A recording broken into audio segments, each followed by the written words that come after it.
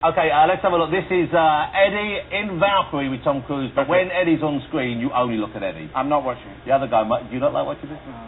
Okay, here we go. You tell him whether you like it or not. Don't push me to make a decision. I don't have a choice. It's clear now. Without you, there is no hope of success. You're nothing but rats jumping from a sinking ship. What makes you think you'll be any different?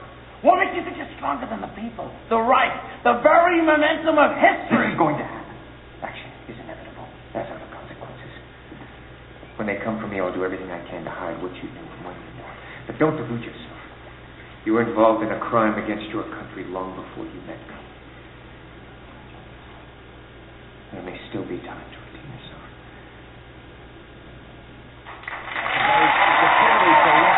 And you're very good in it.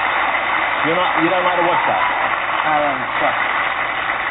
This is a proper career you have going on there. I mean, presumably people come to you and they know now you're an actor and you get offered pretty big parts, I guess. Yeah, it's still, I'm hacking my way up the mountain, and and still some people will go and say, oh, I've seen him do comedy, so this is weird. It's what I want to do in the first place. So I've just done the standard curvy route of accountancy, street performing, stand-up into drama. The other way. But you're not going to give up doing stand-up, are you? Because I know the fans of your stand-up will be heartbroken if that's the case. No, I played here in the West End, and I'm announcing here on your show. I'm doing a massive tour at the end of this year. This is the tour you did in the States already. Is it stripped? Yeah, it's stripped, and I've done it here to a small amount of people in London, but I'm going all around playing Wembleys and O2s and whatever, and then I'm going to play Madison Square Garden in New York. And then I'm going to play Outer Space. Yeah. You would, if there was a chance to go down, you would do Outer Space. First gig on the moon. If Richard Branson gets the moon, I'll do a gig there. But who would be there to see it? Small moon people. You wouldn't be able to hear the laughing, would you?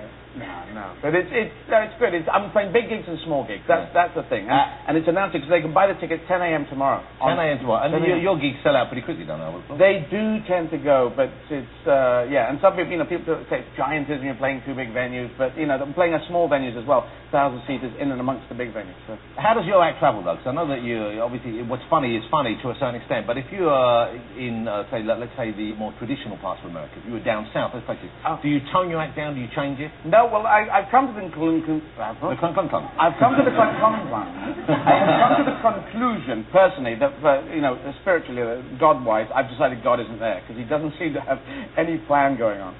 And I think a lot of people in Europe have sort of moved away from God because we had 2 world wars and a lot of death, and He didn't come down and flick Hitler's head off at any point. You think He would have, just while He was making. But then neither did Buddha, neither did the other guys. They all flick his head off. Buddha's not a god, though. No, is he not? No. What's Buddha?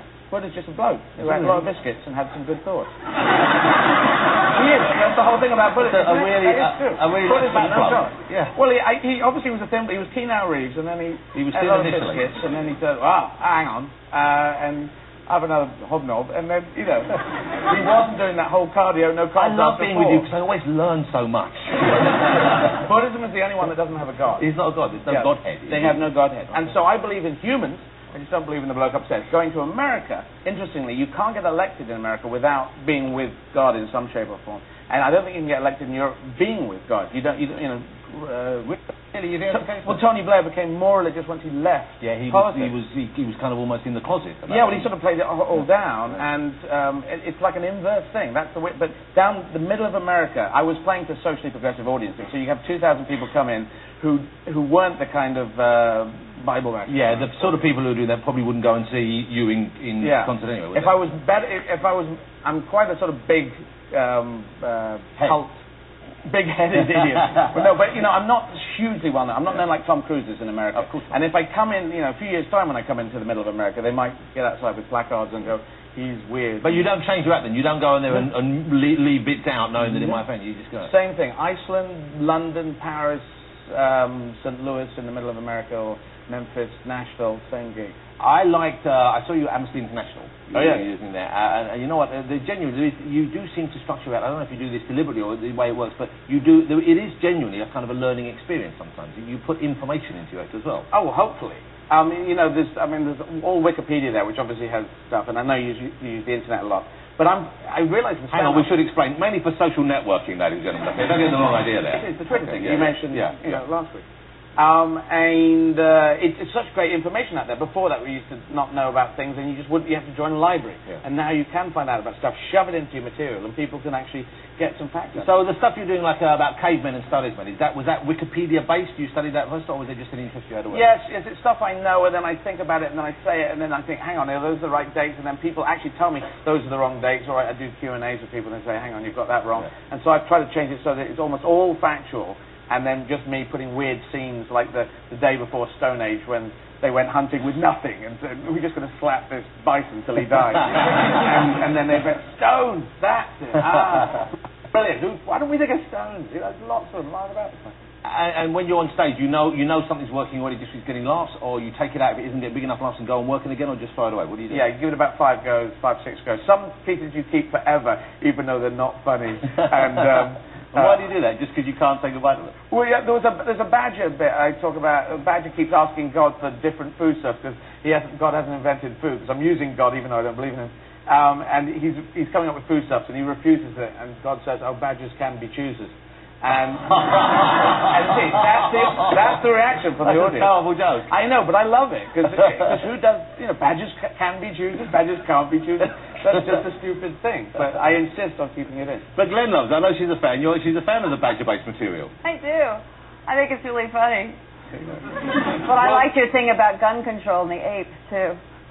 Oh yes, that's the chimp. That was an NR, National Rifle Association in America, saying guns don't kill people, people kill people. But I said, and monkeys do too, if you give them a gun. And they've got good aim. Yeah, and then I said, you've got to give a gun to a monkey and put him into Charlton Heston's house and film it. And because he was very pro-gun. And he was in Planet of the Apes, so I guess... Yeah, and he was playing the whole monkey gun thing. And he trained the monkey to reload really well, but to shoot...